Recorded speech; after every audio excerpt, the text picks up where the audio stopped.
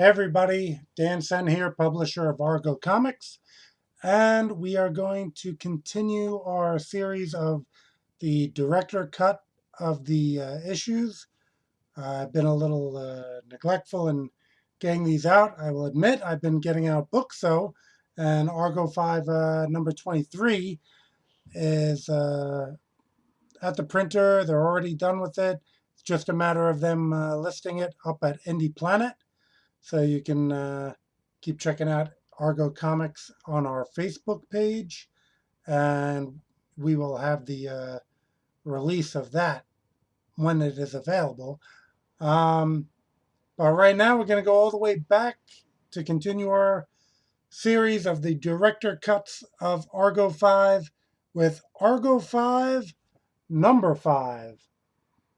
All right, there is the cover of Argo 5 number 5 done by MC Wyman, great artist who's done a few pieces and covers for me. Really enjoyed this cover when it came in. Colors by Giuseppe Pica on this cover. Pretty much Argo 5 number 4 left off with Argo 5 on the run from the Megacorps, which is the government military branch of superpowered people. So I had taken the idea of a military branch, all superpowered. In that comic, Argo 5 number 4 was led by General Thor, which is basically the mythological being of Thor, and his present day incarnation acting as a general for this megacorps. So he had the hammer, the whole bit. All right, now this issue is an issue where I did have two artists splitting up the artistic chores. Felix Novara Adrian did issue pages 1 to 8 with colors by his wife, Mary Regina Lacquo, I'll say. And then Felix had a lot going on. So to keep the book on schedule, I had T.G. Sangalang, sometimes known on the web as TGK, doing pages 9 to 22, with Miguel Marquez doing pages 9 to 22 on colors. Now, Felix had done the Havoc Patrol story in Argo Comics Anthology, and I really enjoyed his work. So that is why I had brought him in for an issue of Argo 5. T.G. Sangalang had done an issue of Sorority of Power, so I really enjoyed his work. Well, actually, he did Argo 5, another issue after this, but that'll be for a future video. Miguel Marquez should be well known to anyone reading Argo Comics, as he did a lot of the colors. Sorority Power number 1 comes to mind. He did some Argo 5 colors. So, give you a little preview art of Felix's work.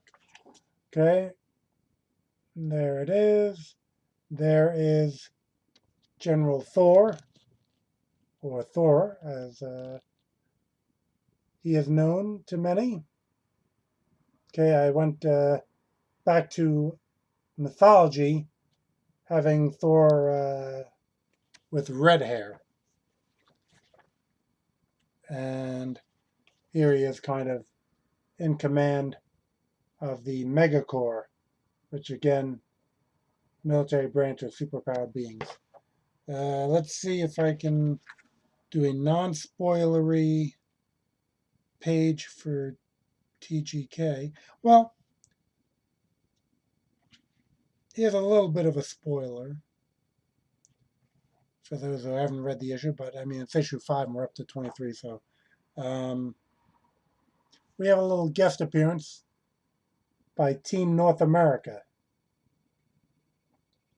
Okay, Team North America appeared in Argo Comics Anthology, I believe number 3, and another issue or two of that series.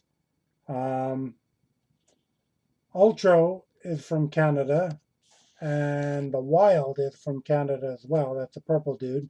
Quetzal here is from Central America. Uh, Blackout is from the USA. All American is from the USA. And Firewater over here is from Mexico. So, oh, and if you're wondering where in Central America Quetzal is from, it's Guatemala. So basically, Team North America has some representatives from all of the continental North America, and they're led by a government tribunal from those areas of the world. So TGK does fantastic work as always. Uh, let's see. Well, as I said, the story does center around the fact that in issue 4 we had the team kind of in conflict with the Megacorps, and then the Megacorps popping up to the Argo 5 satellite to find out that they are gone. And in this issue, again, they are a bit in hiding, which is why you get this type of cover where it seems like they're being fired upon. I won't give really more than that up at this point. So let's go into just the pinup artist. Okay. We have Argo 5 by Mike Leake. Mike Leake did Elementals after Bill Willingham was done with Elementals. Well, Bill Willingham was still writing it. Mike Leake was drawing it. And I really loved Mike Leake's work. I have a number of pinups from him for Argo Comics, as I've seen him at conventions and got to be friends. Mike Leake also did Valiant, work for Valiant. I'm trying to think, Marines, I think he did for them.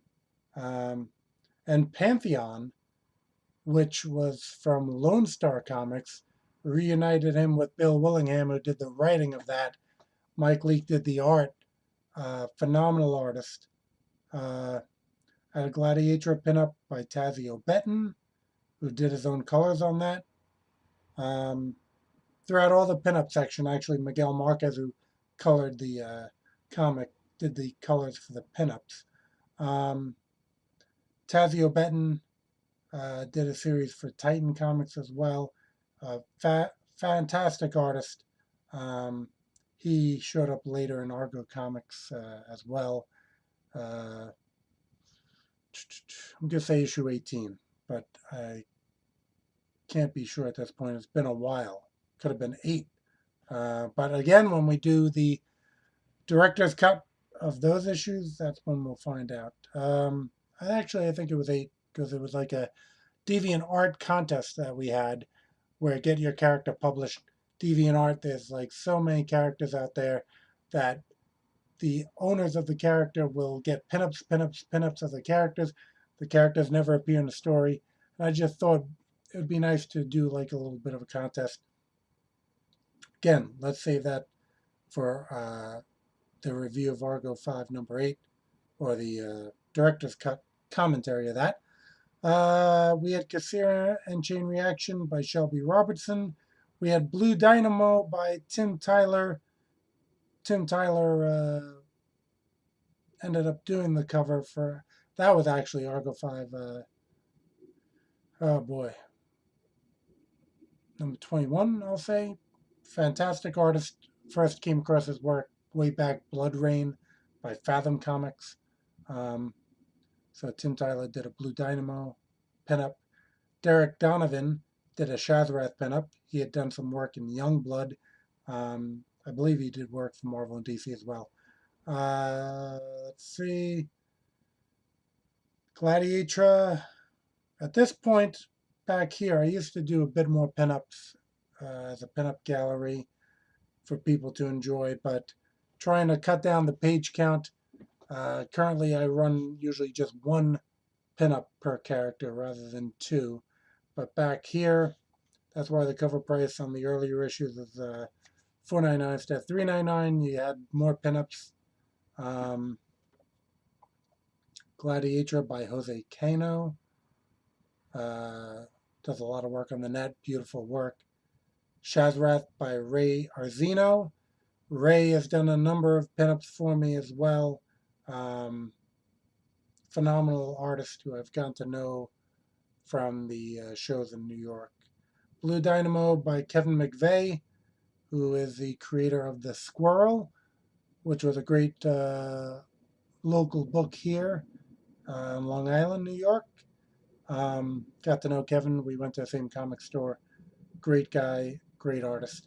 Kassira by Jamie Fay, who currently does Neverminds for Drumfish.